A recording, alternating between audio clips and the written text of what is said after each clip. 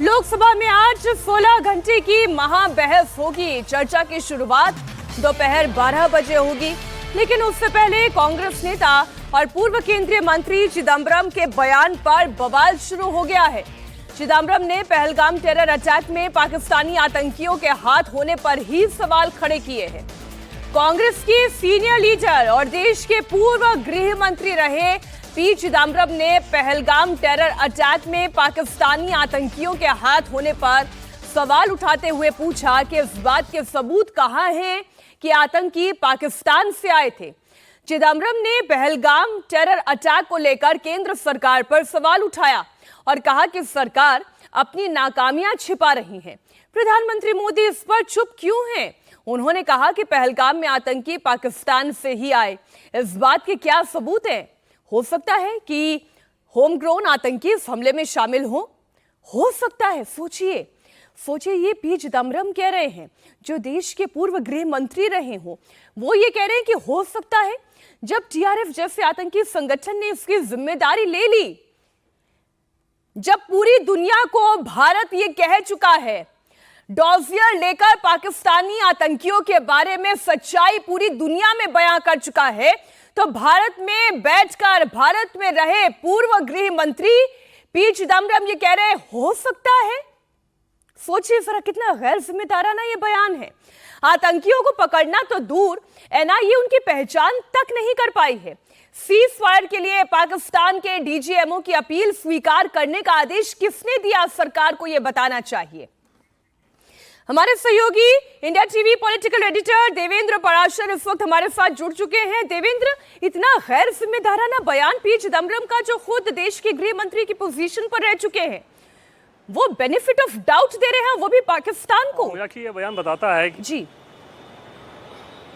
मीनाक्षी, ये बयान बताता है कि अब जब पार्लियामेंट में आज से डिस्कशन शुरू हो रहा है, और तय तो किया गया है 16 घंटा, लेकिन तय मानिए कि 16 घंटे से बहुत ज़्यादा ये बढ़ेगा जब डिस्कशन होगा तो। और उसमें डिस्कशन का जो स्पेशल प्रस्ताव पे जिस पे डिस्कशन हो रहा है, उसमें ये लिखा गया है कि ऑपरेशन सिंदूर, और उसके बारे में शब्द का इस्तेमाल किया गया है डिसिसिव और स्ट्रॉन्ग और निर्णायक रहा है। तो उस कंडीशन में मतलब निर्णायक और मजबूत ऑपरेशन सिंदूर रहा, और पहलगाम पे जो अटैक हुआ था उसके परिप्रेक्ष्य में, तो ऐसे कंडीशन में विपक्ष की तरफ से अभी तक जो एक हद तक राहुल गांधी के कुछ बयानों को छोड़े तो एक अभी तक जो एक परहेज सा किया जाता था, चिदंबरम के बयान से साफ नजर आ रहा है कि जब पार्लियामेंट में डिस्कशन शुरू होगा तो वैसा कोई भी परहेज नहीं रहेगा। और पहलगाम में जो आतंकी हमला हुआ उसको लेके बहुत सारे सवाल खड़े किए जाएंगे, और बहुत इस तरीके से खड़े किए जाएंगे जो कि चिदंबरम ने जिसकी झलक दिखाई है। हाउस की अगर बात करें तो बीजेपी की तरफ से जो शुरुआत होगी उसमें बैजयंत पांडा, तेजस्वी सूर्या, इस तरह के सांसद शुरू में आएंगे।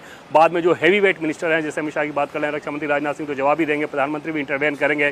कांग्रेस की तरफ से अगर बात कर ले तो गौरव गोगोई और केसी वेणुगोपाल जैसे नेता शुरुआत तो करेंगे, लेकिन हमें जो जानकारी मिली उसके हिसाब से प्रियंका गांधी आज बोलेंगी, राहुल गांधी कल बोलेंगे, यानी कि फुल पेस ऑफ बैटरी जिसे कहते हैं वो नजर आएगा सत्ता पक्ष और विपक्ष के बीच। सपा से अखिलेश यादव, टीएमसी से अभिषेक बनर्जी, यानी कि सारे हैवी वेट्स पार्लियामेंट में ऑपरेशन सिंदूर और उससे पहले जो पहलगाम पे हमला हुआ था उसके बारे में बहुत सारे विपक्ष के द्वारा सवाल खड़े किए जाएंगे, सत्ता पक्ष के द्वारा जवाब दिया जाएगा, और निश्चित तौर पर देश को इंतजार रहेगा इस डिस्कशन का, क्योंकि इस पे विवाद बहुत ज्यादा छिड़ा हुआ है।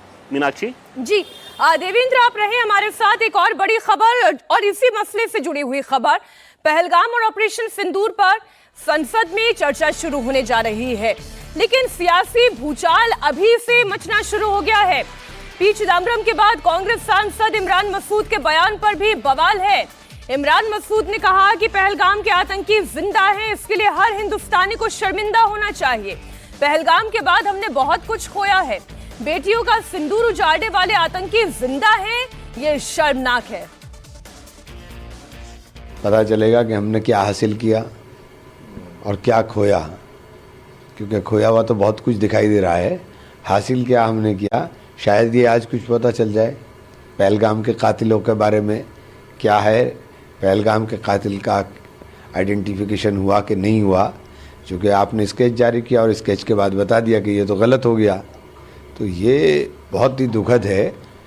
और पहलगाम के कातिल जिंदा हैं, इसके लिए हर हिंदुस्तानी को शर्मिंदा होना चाहिए।